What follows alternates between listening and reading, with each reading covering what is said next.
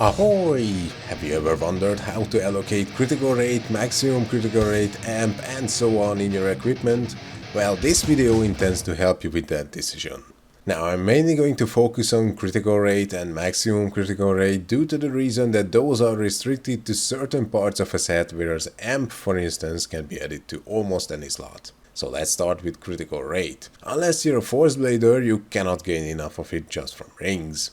The only other option you have are helmets, weapons, bikes, pets and costumes. Let's focus on weapons and helmets for now, because those cannot have MCR in them. Now, to be honest, there really isn't a difference. Weapons and helmets of the same grade all grant the same amount of critical rate both from slots and epic options. As long as you don't fill all three slots with critical rate, you can't really go wrong with allocating it. There are only two factors to take into consideration. One is you are eventually going to replace that item and end up selling it to other players. You probably have better chances to sell it to others faster and at higher prices if the item can be used by multiple classes. Take a blade, for example. It can be used by bladers, force bladers and force shielders. A force blader or shielder would probably not buy a weapon with large amounts of critical rate, and a blader would probably not buy a weapon without any critical rate. Therefore, I would not suggest building a weapon that has more than one slot filled with rate. The other factor is aimed at helmets. Whenever you activate an aura, you gain a bunch of critical rate. Now, the classic solution is to replace one of your rings of luck for the duration of the aura with a critical ring. But a much more efficient method is to do the same with your helmet. If your budget allows, you can create a secondary helmet without critical rate option to use it exclusively during auras. Now let's move on to vehicles. Again, how you allocate the slots in your bike is up to you, but here is something to consider. If you're a hardcore PvP fan, you are probably building a second bike with resistance slots to swap your original bike with when you're in a tight spot. If this is the case, you should not rely on critical rate or maximum critical rate in your bike.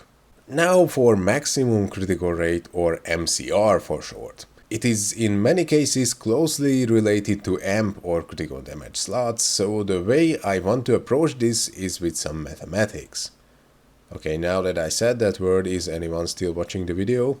MCR can be added to suits and gloves where amp is the only other alternative. It can be added to a bike instead of amp or critical damage or rate. And it can be added to a pet's normal slots as well, where the other three stats are also a possibility. Amp is the stat that connects all of those, so I'm going to compare the other stats relative to the amount of amp you'd get. This table shows it for high and highest items. If you're wearing low or medium, then you probably aren't thinking about this problem, and if you're wearing ultimate, then I don't know why you're watching this video at all.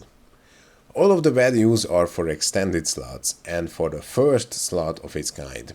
In armor and weapons, if you add MCR in two slots, it gets penalized, and critical damage and rate both get penalty for three of the same slots in one item. This doesn't apply to bikes, pets and costumes. You can find a link to this table in the video's description, by the way. So in the top part you can see how much stats each of those give you. In the bottom one, the values are relative to the amp gain.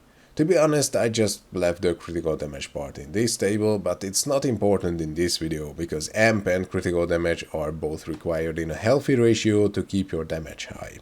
If you're interested in how to choose how much of each you need, check out my earlier video on that subject, to which you can find a link in the description. Anyway, the important things right now are rate and MCR. So basically, in each row of this table, the higher a number, the more beneficial that slot is. So you can plainly see that MCR is best applied to pet slots. But of course, most players already know that, and that's why pets with MCR are so overpriced.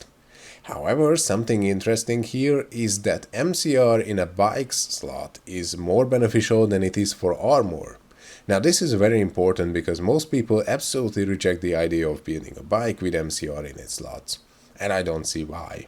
My only guess is they never did the maths to compare, so if that's the case, now you know that it's a good idea to put MCR in at least one of your bike slots.